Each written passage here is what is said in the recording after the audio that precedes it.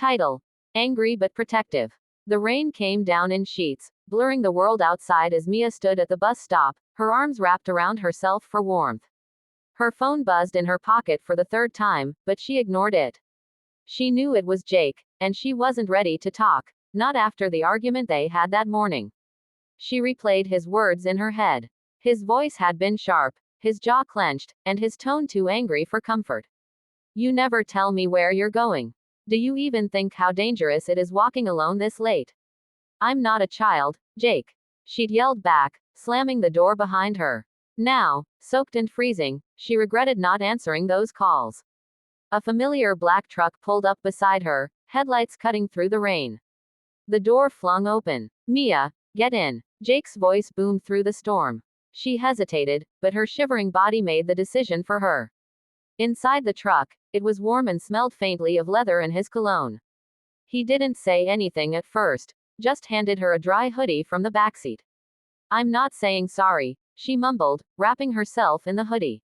You don't have to, he said, pulling back onto the road, his knuckles white on the wheel. But damn it, Mia, do you know how worried I've been? She glanced at him. His jaw was tight, eyes locked on the road, but his voice cracked slightly on that last word. I'm not some damsel in distress, she said softly. I can take care of myself. I know you're not. You're strong. Smarter than anyone I know.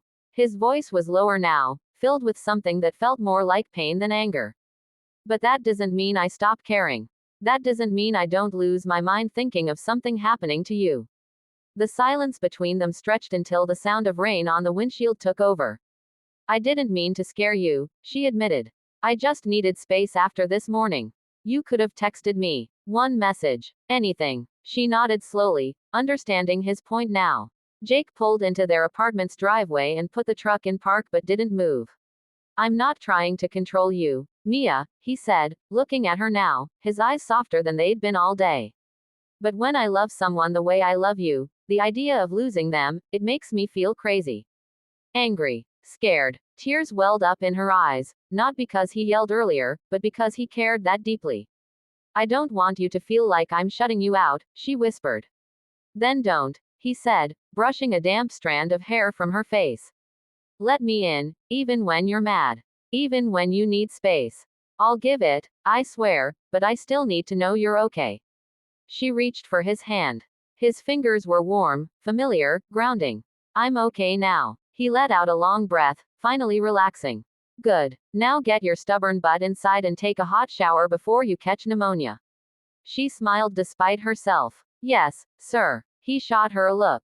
Don't start. I'm serious, Jake, she said as they walked up to the front door. Thank you for coming to get me. Even after everything. I'll always come for you, he replied, pulling her into his arms before she stepped inside. Even if I'm mad, even if I'm hurt, I'll always protect you, Mia. That's a promise. And in that stormy, emotional night, Mia finally understood, Jake's anger wasn't about control. It was love, wrapped in frustration, fear, and the overwhelming